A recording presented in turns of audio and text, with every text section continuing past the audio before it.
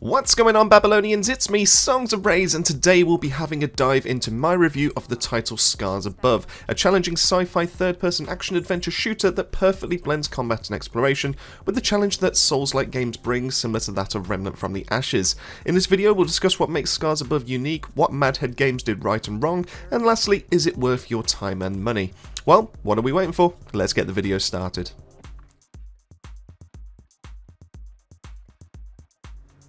So in Scars Above, you play as Kate, an astronaut, physicist and friend to the four members of the Sentient Contact Assessment and Response Team, tasked with researching and investigating the Metahedron, an alien structure floating in Earth's orbit, to find out what it is and what it wants. Without warning, the Metahedron drags you and the crew across the galaxy to a new planet, one teeming with hostile creatures, but it isn't as smooth as that, with you waking up alone amongst the wreckage of your ship and supposedly following a hologram of a lifeform looking to be able to guide you. A short way, you come face to face with the main antagonist of the game, the Custodian, an advanced AI and the one responsible for the monsters that plague this planet and responsible for your current situation. The one thing the game reminds you of is that Kate is not a soldier. She has no combat training, no killer instincts, and this is where the Souls-like nature of the game has come into play, as Kate can only take so much damage before she keels over, requiring you to restart at the last obelisk that you interacted with. Now this is true in the case of the start of the game, with physical and range poison attacks being a very real threat, which in turn can lead to you having a high toxicity bar for damage over time effect, but you can also start out with only one health potion between obelisks unless you craft more with the fibre resource. Now if you aren't careful with your dodging or resource management, it's very easy to fall down dead from even the simplest of attacks. This being said, the further you go into the game, the easier it does get, with perk trees offering small but effective boosts to stats and gear, more health potions to carry between obelisks, and gadgets just blatantly making the game easy mode in some cases, but we'll touch a little bit more on that a little bit later. Needless to say, Kate is very frail at the start, meaning an overall high difficulty with the fight and dodging being a necessity.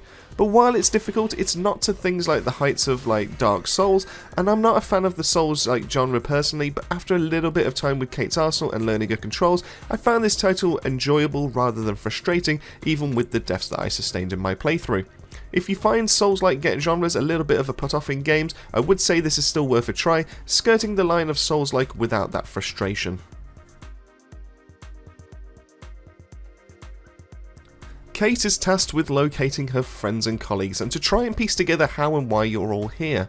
To do this, Kate is in need of some personal defense, which comes in the form of the Fusion Cutter melee weapon and the Vera platform, which can take on a multitude of different barrels for elemental fire for ranged damage. Alongside this, Kate also requires a variety of gadgets to help her in different situations and also with puzzles to bypass fast travelling lasers, for example. The Fusion Cutter is a fallback option should you run out of ammo or enemies get too close, allowing you to cleave enemies for damage, or with a perk, be able to restore some health on kill. Personally, I always try to avoid this where I can, as ammo is aplenty in the environment, meaning you never really have to fall back on it unless you go a bit too trigger happy. The Vera platform though is where the majority of your time will be spent working on how to tackle enemies, devising new elemental combos to help you take larger targets down, and even using it to get past obstructions and puzzles. It comes in 4 elements once you locate them all, which will be lightning, fire, ice and corrosive, each with their own distinct firing patterns. The lightning, for instance, is an instant single shot damage, whereas the ice is an arcing fragment shot, meaning Kate has to account for the drop over distance. Overall, I love the Vera platform. I think it was a much welcome addition to the game, and while I always had my favourite, the game rewarded you for trying to start fights out with different modes. Where enemies are more susceptible to ice and lightning for faster immobilization and more damage, but hinders your fire damage in response. Poisoned enemies can also be hit with fire or vice versa for a chemical damage bump, and this was really noticeable on those larger enemies, giving the combat a sense of strategy to it rather than just blasting away trying to find those weak points. Couple all of this along with those weak points though on almost all enemy types, and now you have a shooter that rewards the player for thinking about their shots before making them. I have to give the game's props for that, and I've found it highly enjoyable. Your weaponry doesn't just stop at combat though, as the elements have a hand in traversing the world. Cold and blustery areas can cause Kate to be afflicted with hypothermia, dealing heavy damage to your health bar and even killing her if not treated. This can be rectified by shooting certain bushes with the fire element, setting them on fire and heating Kate up to counter the bar's progress. Icicles can also be melted away with fire, water can be frozen to walk on with the ice, and metal bars can be corroded away for access to the other side. It's a fun way to restrict access early game and for the player to revisit when they have the appropriate gear, and once again, I did find this to be part of the reason I kept coming back to ScarsAbove to complete it. Researching plays a big part in ScarsAbove, as not only does it improve your character's knowledge to unlock perk points, it also works to give Kate the chance to unlock new gear, whether it's new gadgets or upgrades to Vera in the forms of new elements.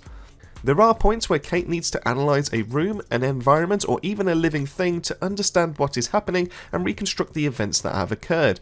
If you've played The Division, this will seem fairly familiar to you with how the echo reconstruction is made, but it's a little bit more intuitive and gets the player looking for the items rather than just having the reconstruction just done there and then. The gadgets in ScarsAbove are both a pro and a con in my opinion, as while you do have a lot to choose from depending on the situation you find yourself in, some are just genuinely better than other counterparts, meaning you'll unlock and never think about using some of these ever again. The case and example are the first two gadgets unlocked, one being a shield that protects you from a certain amount of damage, and a flammable ball that instantly lights for enemies hit by a fire shot, a light, and gets the damage over time working rather than working to be able to build it up from continuous shots. The shield is genuinely useful as a gadget, saving you on occasions, while the fireball is just mediocre even when you get it. It gets much worse towards the end of the game though, with the last three being easily the strongest to be able to use and abuse, with a slow field that slows down enemies and projectiles that enemies shoot inside the field, a decoy projector offering a large taunt radius to enemies nearby to attack it and ignoring you, including bosses as well, and if this wasn't enough, the last gadget allowed you to be able to stop time, to be able to reposition and fire shots into weak points.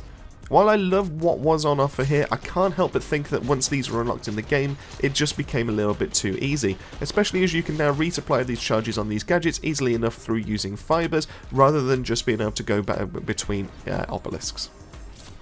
The boss fights as a whole are pretty good, but then it's not until you hit the end boss fight and then it just got let down drastically. From the first fight with the Alpha, you're led to believe how these fights will go, find weak points, strike, dodge away attacks you away, and then rinse and repeat until they're dead. While that sounds like what a boss fight should be, the next few do then take it up a notch, offering breakable armor pieces, rotating element weak points, so you can't just use the one element over and over, and even in multi-stage fights. My personal favourite was against the Construct, a monstrous boss with spider-like mechanical legs, beaten by breaking the ice underneath its legs to shoot the exposed weak points, only to then add steps in the second fight requiring you to cause an explosion underneath it to knock it off a ledge for big damage. All of this ramping up between boss fights was raising expectations for that final fight, all of it for it just to be a repeat of the Alpha, but with more armour and now a stage location that can damage you if you're not careful about where you're placing your footing.